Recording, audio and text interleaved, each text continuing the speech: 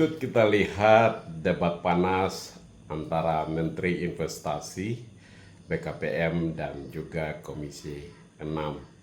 Wih, keren banget. Bravo buat Menteri Bahlil, luar biasa. Ide-ide cemerlang kita ikuti dan kita simak baik-baik demi kepentingan masyarakat adat yang korban dari waktu ke waktu. Yang berikut menyangkut dengan IUP, konsesi untuk organisasi keagamaan. Jadi begini loh, itu berangkat dari satu pemikiran Pak Dedi waktu saya jadi kepala BKPM pertama. Banyak baik individu maupun secara organisasi khususnya datang ke Bapak Presiden maupun ke saya. Apa omongan mereka? Pak, kenapa IUP itu dikasih ke asing? Terus, kenapa IUP itu hanya dikasih ke pengusaha terus? Konglo-konglo. Kenapa kita tidak bisa dikasih? Itu aspirasi, Pak. Yang kedua, secara filosofis, tidak bisa kita naifkan bahwa memang kontribusi dalam membangun negara ini itu banyak yang terlibat. Salah satu diantaranya adalah organisasi-organisasi kemasyarakatan, keagamaan di luar daripada person to person. Bagaimana sejarah kita tentang Serikat Islam, bagaimana beberapa tokoh-tokoh lintas agama kita juga melakukan perjuangan. Dan jujur, saya harus mengatakan bahwa pada garda terdepan itu banyak orang, tapi salah satu diantaranya adalah organisasi-organisasi keagamaan ini. NU, Muhammadiyah, tokoh-tokoh gereja, tokoh-tokoh dari Buddha, Hindu. Tidak hanya pada konteks memerdekakan bangsa, tapi untuk mempertahankan kemerdekaan bangsa ini juga, mereka pada posisi garda terdepan. Bagaimana agresi militer pada tahun 48. Yang memberikan fatwa jihad. Itulah para ulama-ulama yang tergabung dalam organisasi itu. Kalau tidak ada fatwa itu belum tentu kita ini merdeka seperti sekarang kok.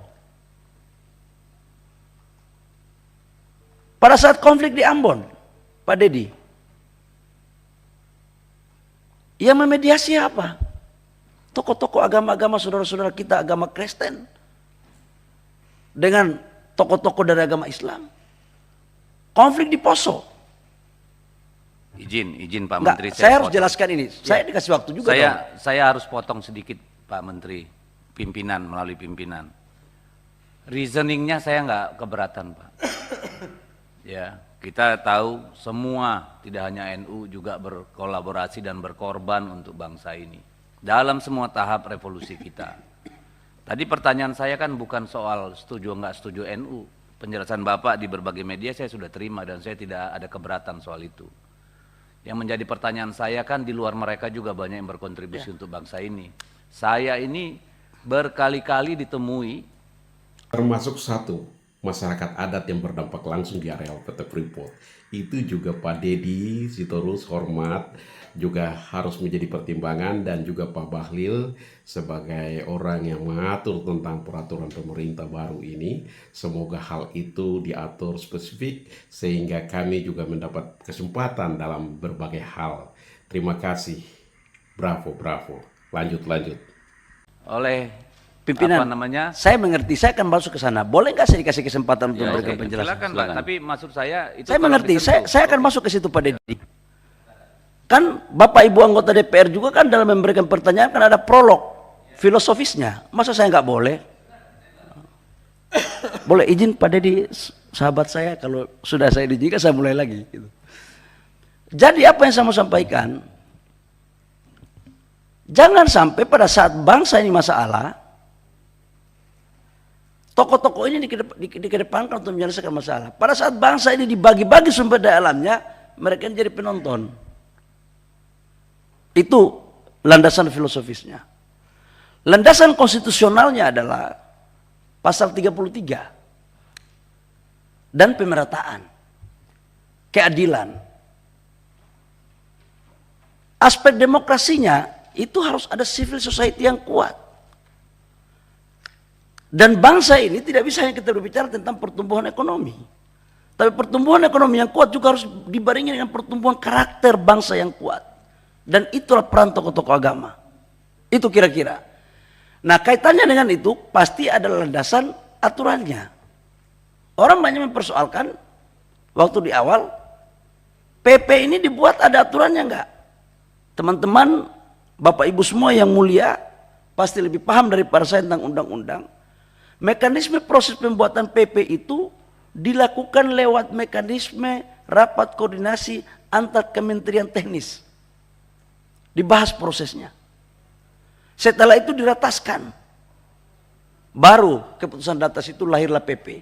Dan dasar daripada PP sebagai pohon gantungannya itu adalah pada perubahan Undang-Undang Minerba pasal 6 ayat 1 poin J. Nah, sekarang pertanyaan. Kenapa organisasi kemasyarakatan keagamaan duluan?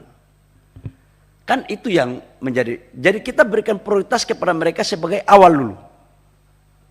Awal kita lihat perkembangan yang kedua. Nah, kaitannya dengan Pak Dedi tadi punya pertanyaan. Bagaimana dengan masyarakat-masyarakat adat yang di lokasi-lokasi tambang? Ini bagaimana? Pak Dedi yang saya muliakan, Perpres 70 tentang pencabutan IUP, salah satu diantaranya adalah kita akan memberikan pendistribusian UMKM daerah. IUP ini, contoh batubara di Kaltara, nikel di Sulawesi Tengah. Ya kita kasih aja orang-orang daerah situlah. Masa semuanya harus dikuasai oleh orang Jakarta sih? Tapi yang memenuhi syarat. Jadi ada instrumennya juga, Pak.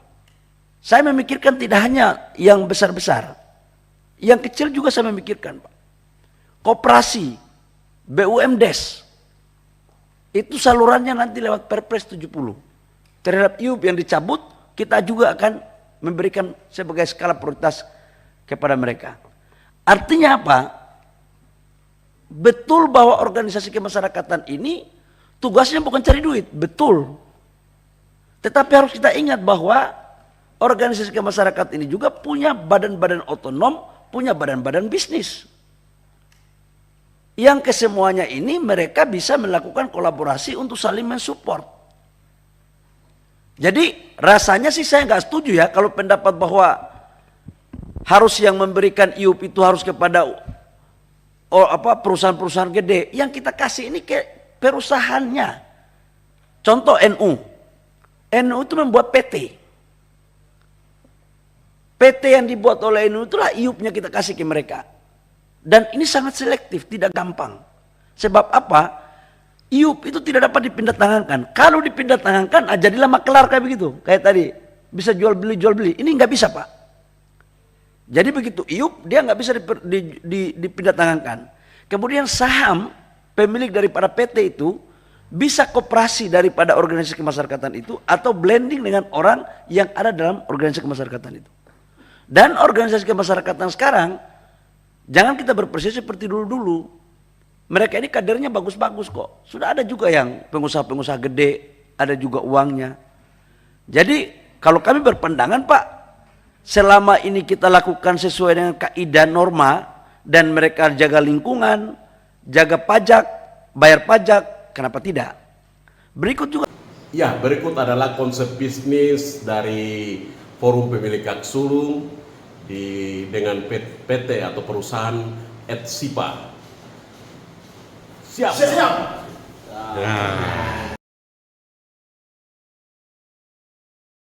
Ada pertanyaan. Loh, mereka kan tidak punya spesifikasi di tambang. Bapak Ibu semua, saya ini kan mantan pengusaha tambang lah. Emang saya dari Papua datang langsung jadi pengusaha tambang? Emang saya paham tambang? Enggak. Dapat konsesi, baru kita suruh kontraktor kerja. Freeport juga kan menyuruh kontraktor. Yang penting disitulah kehadiran pemerintah untuk mendampingi mereka dalam rangka mencari partner yang baik, yang tidak dimanfaatkan, tetapi bisa melakukan sharing profit yang baik. Tujuannya apa? agar organisasi kemasyarakatan ini bisa mendapatkan dana yang independen, halal dan mandiri untuk bisa membiayai program-program mereka tentang pendidikan, kesehatan, sosial dan lain-lain. Saya pikir itu Pak, kira-kira garis besarnya. Nanti hal-hal teknisnya nanti pada saat pertemuan kita di rapat informal. Sedikit pimpinan. Silakan. Ini kan sangat penting, Pak. Bapak punya komitmen untuk organisasi di luar organisasi keagamaan juga akan dapat, Pak, ya.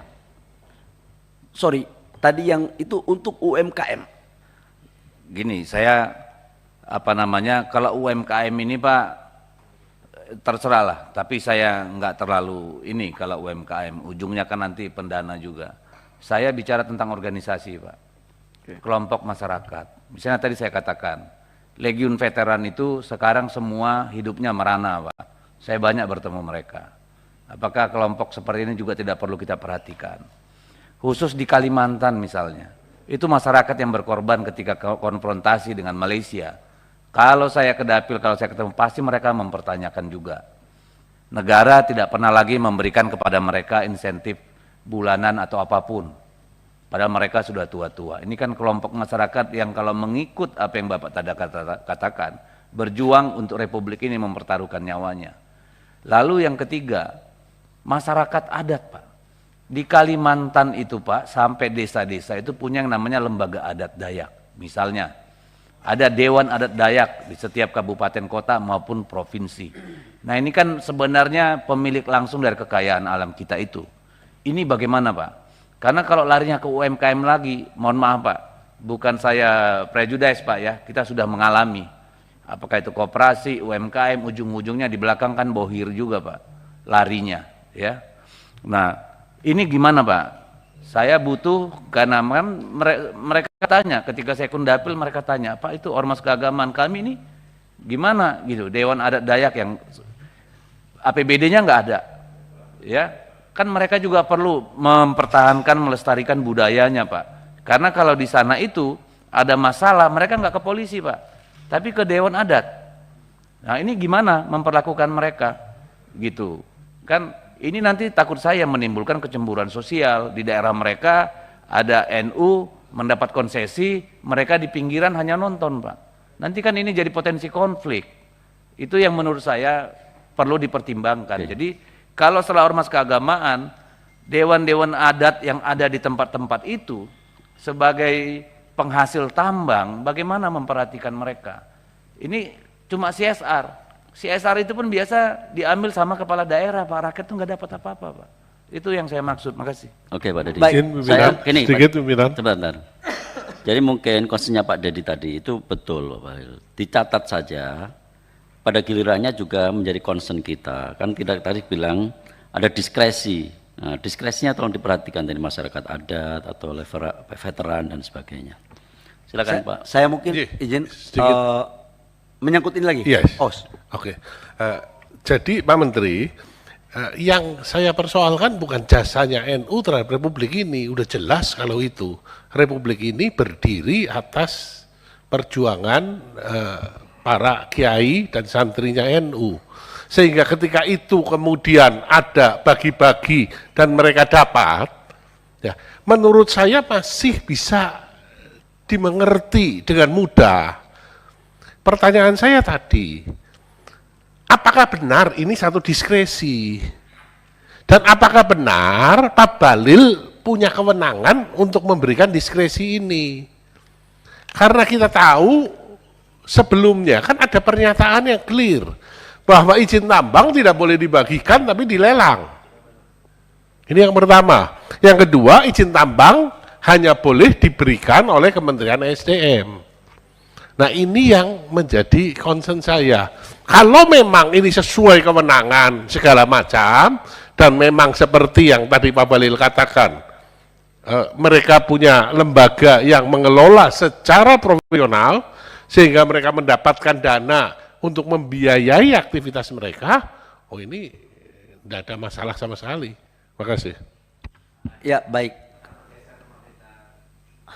Silakan. Kalau gini, Singkat aja Pak Menteri biar cepat. singkat aja. Diskresinya, Pak, kita itu atas arahan kita godok antara saya sama Menteri SDM. kita lihat inventarisir mana organisasi kemasyarakatan yang menjadi prioritas, kemudian kita laporkan kepada Bapak Presiden. Setelah itu baru diputuskan. Jadi posisinya adalah masih posisi seperti sama. Kalau SDM itu bahan hulunya di atas, IUP-nya baru di kami. Kalau WUPK-nya tetap berkoordinasi dengan Kementerian SDM. Jadi normalnya seperti biasa saja. Jadi nggak ada yang tumpang tindih di sana. Dan apalagi ini kan masuk dalam Satgas. Dan Satgas itu adalah ketuanya saya, kemudian anggotanya Pak Menteri SDM. Kami sama-sama kok memutuskan sama-sama. Baik. Ya.